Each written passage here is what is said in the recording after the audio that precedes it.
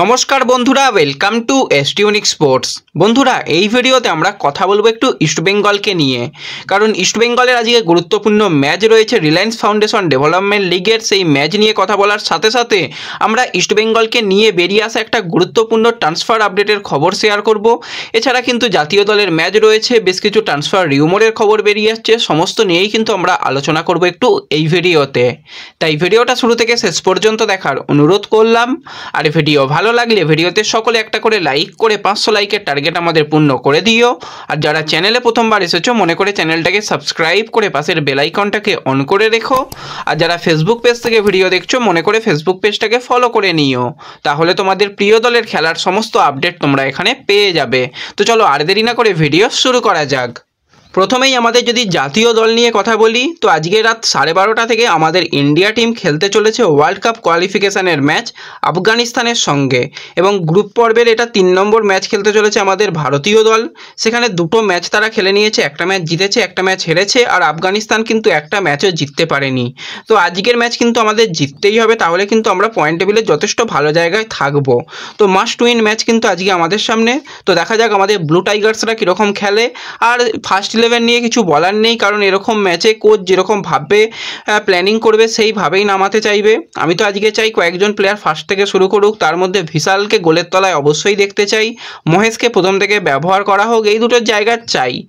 বাদবাকি যেরকম হওয়ার কথা সেরকমই হবে। আর শোনা যাচ্ছে আজকে বিক্রম প্রতাপকে প্রথম থেকেই ব্যবহার করার চিন্তাভাবনা রয়েছে। তো ব্লু টাইগার্সরা ভালো ফুটবল খেলবে এটুকু আশা করি। টিভিতে যারা দেখবে ডিডি স্পোর্টস থেকে দেখতে পাবে, আর মোবাইলে তোমরা ফ্যান কোড থেকে ম্যাচটা দেখতে পাবে। তো অবশ্যই কিন্তু ব্লু টাইগার্সদের একটু সাপোর্ট করো। তো এরপর যদি আমরা ইস্টবেঙ্গলকে নিয়ে কথা বলি, তো ইস্টবেঙ্গল কিন্তু আজকে একদম মাস্ট উইন একটা ম্যাচ খেলতে চলেছে কলকাতা ডার্বি। দুপুর 2:30 থেকে ব্যারাকপুর স্টেডিয়ামে মুখোমুখি হচ্ছে মোহামেডানের সঙ্গে। তো ম্যাচটা কিন্তু ইস্টবেঙ্গলের কাছে একদম ডু অর ডাই। আজকে ম্যাচ জিতলে কিন্তু কোয়ালিফাই করার সুবর্ণ সুযোগ ইস্টবেঙ্গলের কাছে রয়েছে। আজকে ম্যাচ শুধু জিততে হবে, আর যদি ম্যাচ হেরে যায় তাহলে কিন্তু আর কোয়ালিফাই করার কোনো রকম সম্ভাবনা নেই। অ্যাডামাস তারা অলরেডি কোয়ালিফাই করে গেছে, মোহনবাগান ইস্টবেঙ্গলের কাছে সুযোগ রয়েছে কোয়ালিফাই করার। তো খুবই ভালো ম্যাচ হবে। যারা পারবে সম্ভব যাদের পক্ষে ব্যারাকপুর স্টেডিয়ামে চলে যেও, মোটামুটি ভালোই ম্যাচ হবে। আগেও আমি গেছি ব্যারাকপুর স্টেডিয়ামে, তো আজকে যেতে পারছি না। যারা যাচ্ছ অবশ্যই কিন্তু যেও এবং টিমকে সাপোর্ট করো। তো এরপর যদি আমরা একটুখানি ট্রান্সফার রিউমোর নিয়ে প্রথমে কথা বলি, তো প্রথমে যে প্লেয়ারটাকে নিয়ে কথা বলবো সেই প্লেয়ার কিন্তু বর্তমানে আই লিগে খেলছে। 24 বছর বয়সী ভারতীয় সেন্টার ফরওয়ার্ডের প্লেয়ার এডমন্ড, যে কিন্তু বর্তমানে ইন্টারকাসি দলের সঙ্গে যুক্ত রয়েছে। তো নেক্সট সিজনে কিন্তু এডমন্ড আইএসএলে আসতে চলেছে, যেরকমটা রিপোর্ট বেরিয়ে আসছে। এবার বেঙ্গালুরু থেকে কিন্তু সে লোনে গেছে, এবং বেঙ্গালুরুর সঙ্গেও কিন্তু তার কন্ট্রাক্ট শেষ হয়ে যাচ্ছে, ফ্রি প্লেয়ার হয়ে যাচ্ছে। এবং এই ফ্রি প্লেয়ারকে নেবার ব্যাপারে আইএসএলের বেশ কিছু ক্লাব ইন্টারেস্টেড রয়েছে বেঙ্গালুরু বাদে। তো সেক্ষেত্রে যে আপডেটটা পাওয়া যাচ্ছে, দুটো ক্লাব কিন্তু রেসের মধ্যে রয়েছে। তার মধ্যে অন্যতম ক্লাব হচ্ছে চেন্নাইন এফসি। তারা কিন্তু এডমন্ডকে নেবার ব্যাপারে প্রচণ্ড ইন্টারেস্টেড রয়েছে, কথাবার্তাও শুরু করেছে। তো আরও একটা ক্লাব রয়েছে, কিন্তু সেই ক্লাবের নাম এখনও জানা যায়নি। পরবর্তী সময় সেই ক্লাবের নাম জানা গেলে অবশ্যই জানিয়ে দেব। এবং পরবর্তী সিজনে ওয়েং কোয়েল তার দলকে নিয়ে যথেষ্ট ভালো কাজ করার জন্যই কিন্তু বেশ কিছু প্লেয়ারকে বলতে গেলে প্রি কন্ট্যাক্ট থেকে শুরু করে কথাবার্তা একদম এগিয়ে রাখছে। ট্রান্সফার মার্কেট ওপেন হলেই কিন্তু তাদের চটজলদি যাতে সই করিয়ে নেওয়া যায়।